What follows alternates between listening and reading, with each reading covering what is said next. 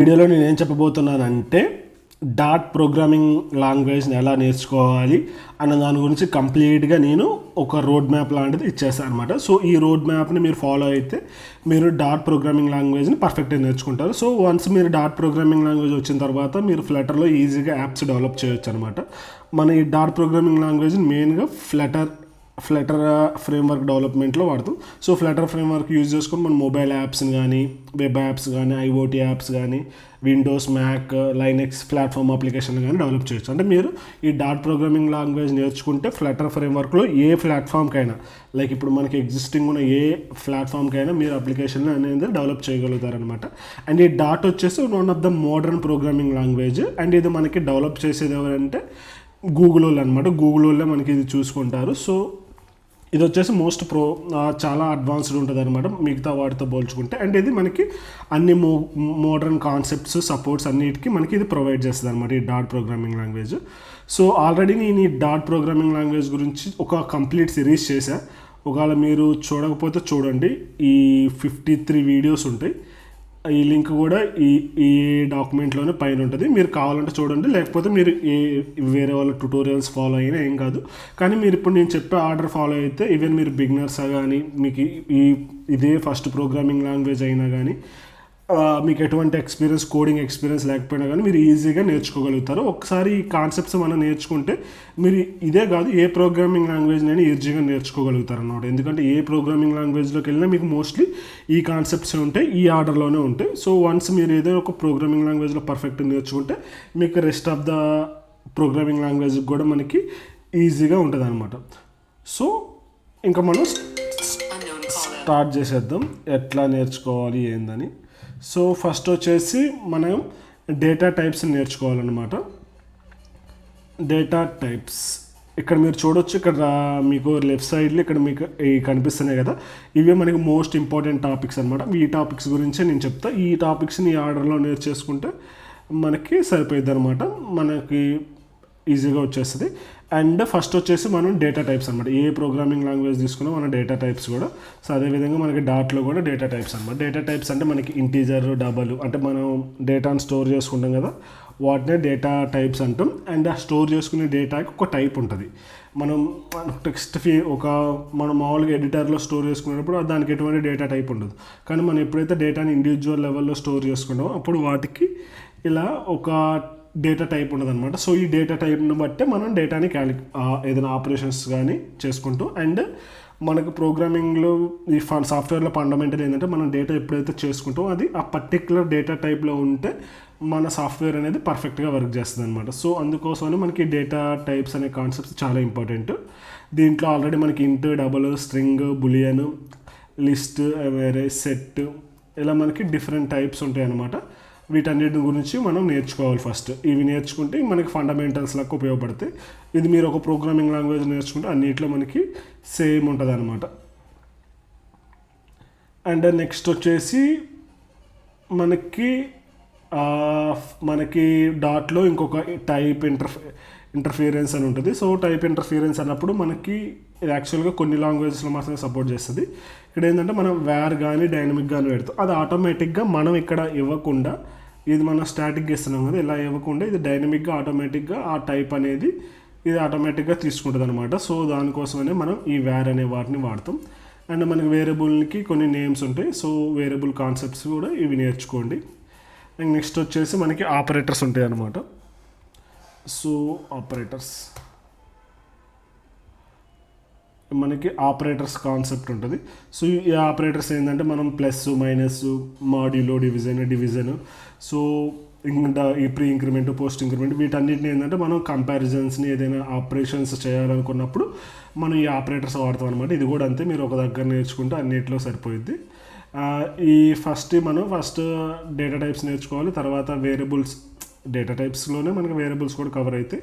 And next వచ్చేసి మనం operators నేర్చుకోవాలి. సో ఆపరేటర్స్లో మనకి డిఫరెంట్ టైప్స్ ఉంటాయి, like greater than, less than, ఏదైనా మనం సపోజ్ ఒక ప్రైజ్ని కంపేర్ చేయాలన్నా, ఏజ్ని కంపేర్ చేయాలన్నా మనం అప్పుడు ఈ గ్రేటర్ దాన్, లెస్ దాన్ అలాంటి ఆపరేటర్స్ని వాడతాం. లాజికల్ ఆపరేటర్స్ లైక్ ఏదైనా కండిషన్స్ చెక్ చేసుకోవడానికి వాడతాం. అండ్ నెక్స్ట్ వచ్చేసి ఏంటంటే కండిషనల్ స్టేట్మెంట్స్ అనమాట. కండిషన్ స్టేట్మెంట్స్ అని మనం ఏదైనా కండిషన్ చెక్ చేస్తాం. సపోజ్ మన ఏటీఎంలో మనీ విత్డ్రా చేస్తున్నాం, అది లెస్ దాన్ ఉందా, మన అకౌంట్లో డబ్బులు ఉన్నాయా లేవా అని చెక్ చేయడానికి వాడేది ఈ కండిషన్ స్టేట్మెంట్స్ అనమాట. ఇఫ్ కండిషన్స్ వాడతాం, ఇఫ్ ఎల్స్ ఇట్లా మనకు ఉంటాయి. ఇవన్నీ నేర్చుకోవాలి. If else, next if else, ఈ మనకి టెర్నరీ ఆపరేటర్స్ వీటిని నేర్చుకోవాలి. అండ్ మనకి నల్ సేఫ్టీలో కూడా మనకి డబల్ క్వశ్చన్ మార్క్స్ కూడా వస్తుంది అనమాట. నెక్స్ట్ వచ్చేసి లూపింగ్ స్టేట్మెంట్స్ అనమాట. లూపింగ్ స్టేట్మెంట్లో మనకి for loop, for each loop, while, do while, for in loop, ఇది మోడర్న్ అనమాట. మనకి ఫర్ లూప్స్ నేర్చుకోవాలి. ఇది నేర్చుకోవడం వల్ల మనం వచ్చిన డేటాని ఇటరేట్ చేసుకొని దాని మీద చేసుకోవచ్చు. సో దానికోసమని మనం ఈ లూపింగ్ స్టేట్మెంట్స్ని యూస్ చేసుకోవాలి. నెక్స్ట్ వచ్చేసి ఇక్కడ నుంచి ఇవి వచ్చేసి మన బేసిక్స్ అనమాట. ఏ ప్రోగ్రామింగ్ లాంగ్వేజ్లో ఉన్న కామన్గా ఉంటాయి. ఇక్కడ నుంచి వచ్చేసి మనకి ఊప్స్ స్టార్ట్ అవుతుంది అనమాట. ఊప్స్ అంటే ఆబ్జెక్ట్ ఓరియంటెడ్ ప్రోగ్రామింగ్ కాన్సెప్ట్స్ ఇక్కడ నుంచి మనకి స్టార్ట్ అవుతాయి అనమాట. సో ఇందులో మన class, objects, constructor, named constructor, inheritance, support multiple inheritance, వీటన్నిటి గురించి మనం నేర్చుకోవాలి.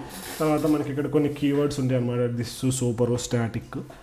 సో ఇలాంటి కీవర్డ్స్ అన్నిటిని కూడా మనకి ఇక్కడ ఉంటాయి అనమాట. ఇక్కడ నుంచి కొంచెం జాగ్రత్తగా నేర్చుకుంటూ రావాలి. అండ్ ఏంటంటే ఇది ఒకసారి నేర్చుకుంటే మీరు ఏ ప్రోగ్రామింగ్ లాంగ్వేజ్లో తీసుకున్నా కానీ మీరు ఈజీగా నేర్చేసుకుంటారనమాట, పెద్ద ప్రాబ్లం లేకుండా. సో అందుకోసమని ఇది కూడా మీరు పర్ఫెక్ట్గా నేర్చుకోండి. ఈ కాన్సెప్ట్స్ అన్నిటిని. క్లాస్ ఉంటుంది, క్లాస్ ఏంటంటే ఒక బ్లూ ప్రింట్ అనమాట. క్లాస్లో మళ్ళీ మెథడ్స్ ఉంటాయి, మెథడ్స్, వేరియబుల్స్. ఇప్పుడు మనం ఏదైతే పైన డిస్కస్ చేస్తున్నామో, ఏదైతే కింద డిస్కస్ చేస్తామో మెథడ్స్, అవన్నీ కలిపి ఒక క్లాస్ ఉంటుంది. ఒక క్లాస్ అనేది ఒక బాక్స్ అనుకోండి. ఈ క్లాస్లో variables, data types, methods, constructors అన్నీ మనం ఈ క్లాస్ ఇందులో నేర్చుకునే కాన్సెప్ట్స్ అన్నిటిని మనం వచ్చి క్లాస్ లోపల వాడతాం. ఫర్ లూప్లు కానీ, ఇఫ్ స్టేట్మెంట్స్ కానీ. అట్లా గుర్తుపెట్టుకుని క్లాస్ అనేది ఒక బ్లూ ప్రింట్ లెక్క అనమాట. అండ్ దానికి ఒక క్లాస్కి డైరెక్ట్గా మనం వాడలేం, అందుకోసం మనం దానికి ఒక ఆబ్జెక్ట్ క్రియేట్ చేసుకొని రీయూజ్ చేసుకుంటాం.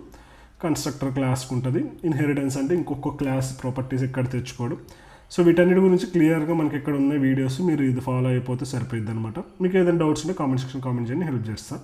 అండ్ ఇక్కడ మనకి ఫైనల్ కీవర్డ్స్ ఉంటాయి అనమాట. Final constant. సో ఈ రెండింటి మధ్య డిఫరెన్స్ ఏందని నేను కొంచెం ఎగ్జాంపుల్ చెప్పి ఇది కూడా చెక్ చేసుకోండి. అండ్ మనకి మోస్ట్ ఇంపార్టెంట్ ఏంటంటే మెథడ్స్ ఆర్ ఫంక్షన్స్. మనకి మెథడ్స్ అన్న ఫంక్షన్స్ అన్న మోస్ట్లీ సేమ్. ఇవి ఏంటంటే చాలా important building blocks of the programming language అనమాట. ఏ ప్రోగ్రామింగ్ లాంగ్వేజ్లో తీసుకున్నా మనకి ఇవనేది చాలా ఇంపార్టెంట్, చాలా వాడతాం అనమాట. సో మనకి ఇందులో వచ్చేసి మనకి డిఫరెంట్ టైప్స్ ఉంటాయి అనమాట. మనకి డాట్లకు వచ్చేసి సో వాటన్నిటిని కూడా మనం నేర్చుకోవాలన్నమాట. 4 టైప్స్ ఉంటాయి మేజర్గా. సో ఏంటంటే required parameters, positional parameters, named parameters and default parameters. ఇవి ఏంటంటే మనకి డిఫరెంట్ ఫ్లేవర్స్ అనమాట. ఈ ఫంక్షన్స్ ఏంటంటే ఒక క్లాస్లో మనకి డిఫరెంట్ మెథడ్స్ ఉంటాయి కదా. సో ఒక క్లాస్ వచ్చేసి ఒక ఫంక్షనాలిటీ అనుకుంటే ఆ ఫంక్షనాలిటీలో మనకి మళ్ళీ ఇండివిజువల్ ఫంక్షనాలిటీస్ ఉంటాయి. ఇప్పుడు సపోజ్ మనం ఒక స్క్రీన్ తీసుకుంటే ఆ స్క్రీన్లో ఒక లాగిన్ స్క్రీన్ తీసుకుంటే దాంట్లో లాగిన్ ఉంటుంది, పాస్వర్డ్ వ్యాలిడేషన్ ఉంటుంది, యూజర్ నేమ్ వ్యాలిడేషన్ ఉంటుంది, ఫర్గట్ ఉంటుంది, అండ్ కింద ఏదైనా లింక్స్, సోషల్ నెట్వర్క్స్ ఉంటాయి కదా. ఇవన్నీ ఒక స్క్రీన్ అనేది ఒక క్లాస్ అనుకుంటే మళ్ళీ అందులో మనకి ఇండివిజువల్ బ్లాక్స్ వస్తాయి కదా. ఆ ఇండివిజువల్ బ్లాక్స్ మొత్తాన్ని మనం ఈ మెథడ్స్, ఫంక్షన్స్తో మనం హ్యాండిల్ చేసుకుంటాం అనమాట. ఇది కూడా చాలా ఇంపార్టెంట్ కాన్సెప్ట్. మనకి పొజిషనల్ పారామీటర్స్ అంటే మనం ఎక్కడ పెట్టాలి, నేమ్డ్ అంటే మనం ఏదైనా వేరియబుల్స్ పంపించేటప్పుడు అది. సో ఈ డిఫాల్ట్ అంటే అది మనకి డిఫాల్ట్గా ఏదైనా వాల్యూ అసైన్ చేసుకున్నప్పుడు ఇది వాడుతాం. వీటి గురించి కూడా ఇక్కడ ఉంది చూడండి. నేను జస్ట్ బ్రీఫ్ చెప్తున్నా ఏదేది నేర్చుకోవాలని, మిగతాదంతా ఇక్కడ మీరు ఉంటుంది కంప్లీట్గా నేర్చుకోండి. తర్వాత ఎక్సెప్షన్ హ్యాండ్లింగ్ అనమాట. నేను ఇప్పుడు ఇక్కడ మాట్లాడే ప్రతి ఒక్కటి అన్ని ప్రోగ్రామింగ్ లాంగ్వేజెస్లో ఉంటుంది అనమాట. సో మీరు ఇక్కడ ఒక దగ్గర నేర్చుకుంటే మీరు అన్నిటి దగ్గర యూజ్ చేసేసుకోవచ్చు వితౌట్ ప్రాబ్లం. ఇప్పుడు మనకి ఎక్సెప్షన్ హ్యాండ్లింగ్ అంటే ఏంటంటే మనకి కొన్ని ఎర్రర్స్ వస్తాయి అనమాట. మన ప్రోగ్రామింగ్ రన్ చేసేటప్పుడు, రన్ అయ్యేటప్పుడు కానీ. ఇప్పుడు సపోజ్ కొన్నిసార్లు ఏదో ఎర్రర్ వచ్చి అది జరిగింది ఇది జరిగిందని మన న్యూస్ అంటారు కదా. సో వాటిని మనం ఎక్సెప్షన్స్ అంటాను అనమాట. అదేంటంటే మనకు ప్రోగ్రామింగ్ రన్ చేసేటప్పుడు రావు, అవి రన్ టైంలో వస్తుంటాయి అనమాట. అంటే ఇప్పుడు సపోజ్ ఒక యాప్ని మన ప్లే స్టోర్లో అప్లోడ్ చేసిన తర్వాత డిఫరెంట్ డేటా వల్ల మన యాప్ క్రాష్ అయిపోవడం కానీ అట్లా ఇష్యూస్ వస్తాయి. వాటిని హ్యాండిల్ చేయడానికి మనం ఎక్సెప్షన్ హ్యాండ్లింగ్ వాడతాం.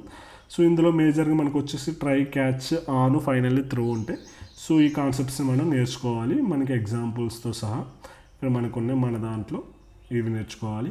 అండ్ ఇక్కడ నెక్స్ట్ ఎక్సెప్షన్ హ్యాండ్లింగ్ అయిపోయిన తర్వాత నెక్స్ట్ వచ్చేసి ఎసింక్రోనస్ ప్రోగ్రామింగ్ అనమాట.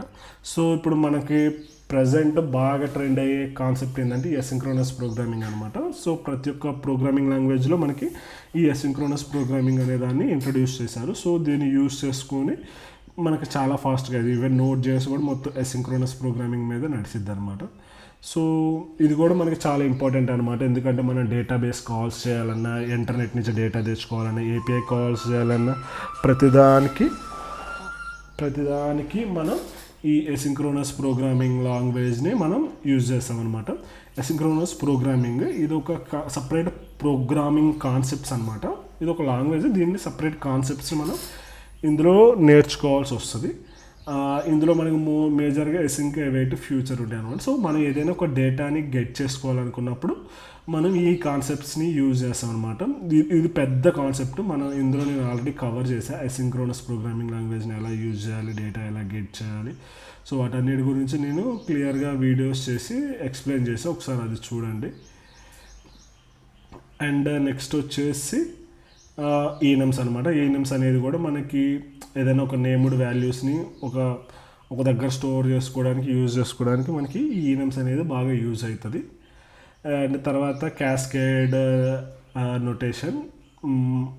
క్యాస్కేడ్ నొటేషన్ అంటే ఏదైనా ఒక ఆబ్జెక్ట్ని మనం డైరెక్ట్గా యూజ్ చేయాలి, దాన్ని డేటాని ఓవర్ రైట్ చేయాలనుకున్నప్పుడు ఈ క్యాస్కేడ్ డబల్ డాట్ని యూజ్ చేసి మనం చేస్తామన్నమాట. దీని గురించి కూడా మన ఒక వీడియో ఉంది క్యాస్కేడ్ గురించి, స్ప్రెడ్ ఆపరేటర్ గురించి, అది కూడా చెక్ చేయండి. సో ఈ మిక్సెన్స్ అనేది మనకు ఒక సపరేట్ కాన్సెప్ట్ అనమాట. ఇది ఓన్లీ మనకి డాట్ ప్రోగ్రామింగ్ లాంగ్వేజ్లోనే ఉందన్నది, వేరే చాలా వాటిల్లో లేదు. సో ఇదేంటంటే మనకి డాట్ డైరెక్ట్గా మల్టిపుల్ ఇన్హెరిటెన్స్ని సపోర్ట్ చేయదన్నమాట, మనం అబోవ్ మాట్లాడుకున్నట్టు.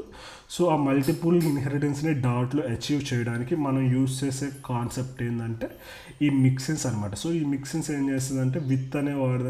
సో మనం ఏదైనా ఒక క్లాస్ని రీయూజ్ చేసుకోవడానికి మనం ఇది వాడుతుంది. The mixins are way to reuse the code in multiple hierarchies. ఒక కోడ్ని మల్టిపుల్ హైరార్కీలో యూజ్ చేసేవాడు మిక్సెన్స్ వాడతాం. సో ఇది మోస్ట్లీ క్లాస్ లెక్క ఉంటుంది. ఇక్కడ మనం క్లాస్ పెట్టుకుంటే క్లాస్ లెక్క ఉంటుంది, క్లాస్ ప్లేస్లో మిక్స్ని పెడతాం. సో మిక్స్ని పెడితే మనం మల్టిపుల్ ప్లేస్లో వాడుకోవచ్చు ఫంక్షనాలిటీ వితౌట్ యూజింగ్ ఇన్హెరిటెన్స్ని యూజ్ చేయకుండా మనం దీన్ని యూజ్ చేసుకోవచ్చు అనమాట. సో మోస్ట్లీ సేమ్ ఉంటుంది. మనం ఒక క్లాస్ ప్రాపర్టీని ఇంకొక క్లాస్కి ఇవ్వాలనుకున్నప్పుడు మనం ఈ మిక్సెన్స్ని వాడుకుంటాం.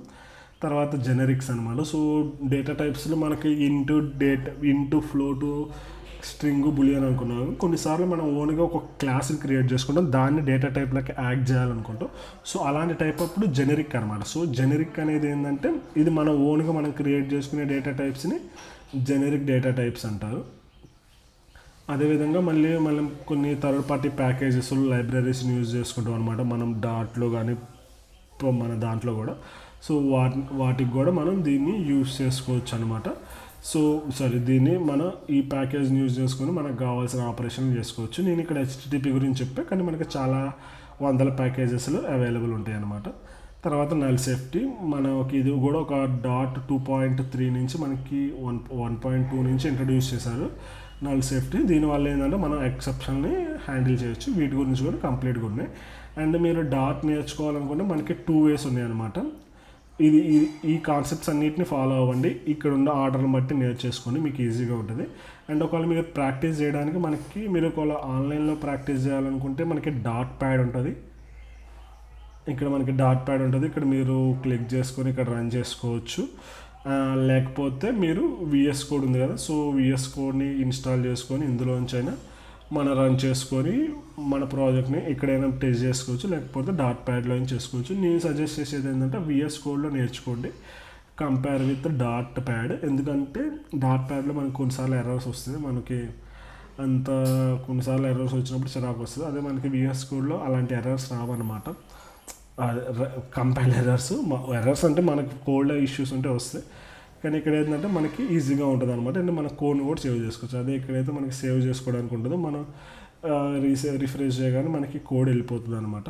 సో అందుకోసమనే విఎస్ కోడ్ని ప్రిఫర్ చేయండి. ఇదనమాట ఆ డాట్ రోడ్ మ్యాప్. మీకు ఇంకేదైనా డౌట్స్ ఉంటే కామెంట్ సెక్షన్లో కామెంట్ చేయండి, నేను హెల్ప్ చేస్తాను. అండ్ ఈ సిరీస్ని ఫాలో అవ్వండి. ఇందులో నేను కొన్ని కాన్సెప్ట్స్ కూడా ఎక్స్ట్రా చెప్తా. అవి ఏంటంటే మనకి ఎక్స్ట్రా అనమాట. ఇవైతే ఇవైతే ఖచ్చితంగా నేర్చుకోవాలి. ఇందులో నేను చెప్పిన కొన్ని కాన్సెప్ట్స్ కూడా చెప్పా. ఇవి ఏంటంటే ఎక్స్ట్రా అనమాట, దానికి అడిషనల్గా నేర్చుకుంటే మీకు ఇంకా ఎక్కువ సబ్జెక్ట్ నాలెడ్జ్ వస్తుంది అనమాట. ఇంతే ఈ వీడియో. ఇంకేమైనా డౌట్స్ ఉంటే కామెంట్ చేయండి. Thank you. Happy coding.